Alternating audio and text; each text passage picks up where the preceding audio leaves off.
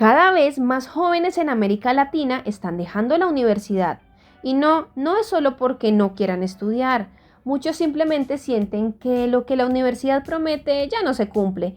Durante décadas, estudiar una carrera era sinónimo de progreso. Era la ruta clara hacia un mejor empleo, estabilidad y respeto social. Pero hoy, en pleno 2025, las cosas son diferentes. Internet cambió la forma de aprender, los trabajos cambiaron y el costo de la educación se ha vuelto una carga que muchos no pueden o no quieren pagar. Entonces la pregunta es inevitable: ¿todavía vale la pena ir a la universidad? ¿O el sistema educativo ya es obsoleto en un mundo que ya es completamente digital? En América Latina, millones de jóvenes comienzan sus estudios universitarios cada año, pero también miles los abandonan antes de llegar al título.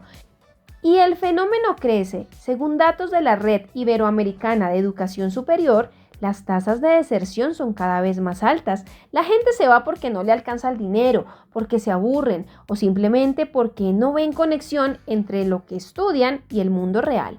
Muchos sienten que están pagando por un sistema que les enseña a ser empleados, cuando el mundo de afuera exige emprendedores, programadores, creadores o personas flexibles capaces de reinventarse. Y sí, es cierto, hay influencers que dicen que la universidad no sirve, pero también hay presidentes y empresarios que aseguran lo contrario. Entre tanto ruido, la confusión entre los jóvenes es bastante alta. Quizás la clave no está en si la universidad es buena o mala, sino en entender qué tipo de educación estamos recibiendo y si realmente nos prepara para la vida actual. ¿Qué significa hoy estudiar una carrera? La educación superior es mucho más que ir a clases y rendir exámenes. Es el proceso de especializarse, de adquirir herramientas para trabajar, crear y pensar de forma crítica. En la región hay dos caminos principales: las universidades, que ofrecen carreras largas y profesionales, y los institutos técnicos o tecnológicos, que se enfocan en programas más cortos y prácticos. Ambos caminos son válidos, pero el sistema sigue premiando más el título universitario. Y ese es uno de los problemas. Muchos jóvenes entran a estudiar carreras de 4, 5 o hasta 6 años sin saber si realmente hay campo laboral o si lo que están aprendiendo seguirá siendo relevante en unos años. Y claro, estudiar es una inversión, pero como toda inversión hay que entender sus costos, sus riesgos y sus posibles retornos. El costo, visible e invisible, de estudiar. El dinero sigue siendo una de las principales barreras. En la mayoría de países latinoamericanos, estudiar una carrera universitaria implica gastos que van mucho más allá de la matrícula. Mudarte, pagar transporte, materiales, comida, arriendo y esos costos ocultos que nadie te menciona al principio. Y aunque haya becas o ayudas, no todos califican ni todos logran sostenerse. En países como Colombia, Perú o México, menos de la mitad de los jóvenes llega siquiera a ingresar a la universidad. Y de los que entran, una gran parte no logra terminar, no porque no quieran, sino porque estudiar también significa dejar de trabajar o de aportar al hogar. Para muchas familias, tener a un hijo en la universidad es casi un lujo. Aún así, quienes logran graduarse suelen ver resultados. Y eso nos lleva al siguiente punto: los beneficios que, aunque criticados, siguen siendo reales. A pesar de todo, estudiar sigue marcando una diferencia. Los datos lo confirman. En promedio, una persona con estudios superiores gana entre un 30% y 80% más que quien no los tiene. En Perú, por ejemplo, los empleados con educación universitaria completa ganan casi el doble y en general tardan menos en conseguir trabajo y lograr mayor estabilidad laboral. Además del dinero, la universidad ofrece algo que no puede medirse en cifras: las relaciones, las amistades, los contactos profesionales, los profesores que se convierten en mentores, eso que hoy llamamos networking. También está la experiencia de aprender a convivir, a debatir, a resolver problemas reales, porque aunque a veces parezca que las clases no sirven, muchas enseñan algo más importante que el contenido: la disciplina, la constancia y la capacidad de pensar por uno mismo. Pero entonces, si tiene tantas ventajas, ¿por qué siguen cayendo las matrículas? Uno de los mayores retos de la educación superior en América Latina es la desigualdad. Mientras en algunos países como Chile o México casi la mitad de los jóvenes accede a la universidad, en otros como Honduras o El Salvador Apenas 1 de cada 5 lo logra. Y no solo se trata de acceso, también de calidad. Las diferencias entre instituciones son enormes. Algunas ofrecen programas de altísimo nivel, mientras que otras apenas garantizan lo básico. Solo una universidad latinoamericana está entre las 100 mejores del mundo, la de Sao Paulo, y aunque Brasil, México, Chile y Colombia tienen universidades destacadas, la mayoría de los jóvenes estudia en instituciones privadas medianas o pequeñas con recursos limitados.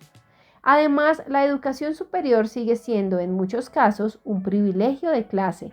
Los estudiantes de familias con más recursos tienen más probabilidades de graduarse. Los de sectores más pobres, en cambio, suelen abandonar por razones económicas. Por eso no es raro que muchos empiecen a mirar otros caminos fuera del sistema tradicional. Las nuevas rutas, técnica, online y autodidacta.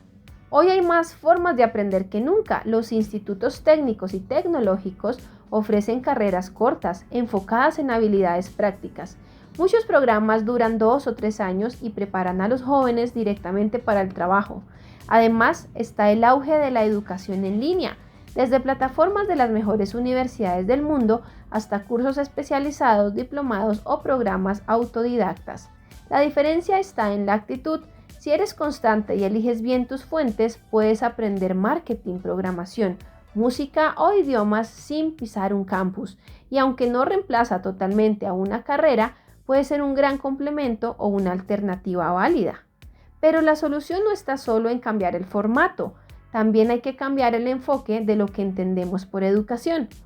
Lo que debe cambiar.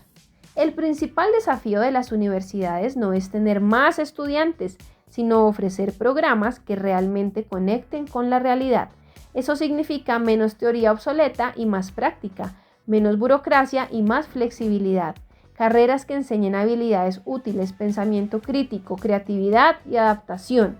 También es urgente impulsar modelos híbridos, combinando clases presenciales con formación online, y ampliar la educación técnica, que es clave para el desarrollo económico de la región. Los sistemas más avanzados del mundo ya lo hacen. En Alemania, por ejemplo, el modelo de formación dual permite que los estudiantes aprendan en clase y trabajen al mismo tiempo. En América Latina eso apenas empieza a desarrollarse. Y claro, no basta con abrir más plazas. Se necesita inversión, apoyo estatal, becas, tecnología y acompañamiento, porque una educación inclusiva y moderna no se construye con discursos, sino con oportunidades reales. Entonces, ¿qué debería hacer un joven que quiere estudiar hoy? La respuesta depende de una sola palabra: propósito. Pensar la educación como inversión personal. Estudiar sigue siendo una inversión, pero no todas las inversiones son iguales. Si eliges una carrera solo porque da dinero, probablemente te frustres rápido. Y si eliges una sin saber si tiene campo laboral, también puedes arrepentirte. Lo ideal es encontrar un punto medio, un área que te apasione, que te permita crecer y que además tenga demanda en el mercado. Y si decides no ir a la universidad, está bien, pero asegúrate de seguir aprendiendo. Recuerda, el aprendizaje no termina a los 22, ni depende de un diploma. Lo que te define no es el título, sino lo que haces con lo que sabes, porque al final del día la educación no debería ser una obligación, sino una herramienta para construir la vida que quieres. La universidad no está muerta, pero sí necesita reinventarse. Y nosotros como sociedad también tenemos que cambiar la forma en que la valoramos, ni idealizarla ni desperdiciarla. Solo entender que es una de muchas rutas posibles hacia el conocimiento y el progreso. Si la eliges, hazlo con propósito, y si no, que no sea por desinterés, sino porque encontraste otra forma de aprender y crecer. Porque al final lo importante no es el edificio donde estudias, sino las ganas que tienes de seguir aprendiendo. Y recuerda, la mejor inversión que puedes hacer sigue siendo en ti mismo. Si te gustó este video, suscríbete al canal, me ayudarías mucho a seguir haciendo este tipo de videos. Te mando un abrazo y nos vemos en la próxima. Esto fue El Arte de Ser Rico.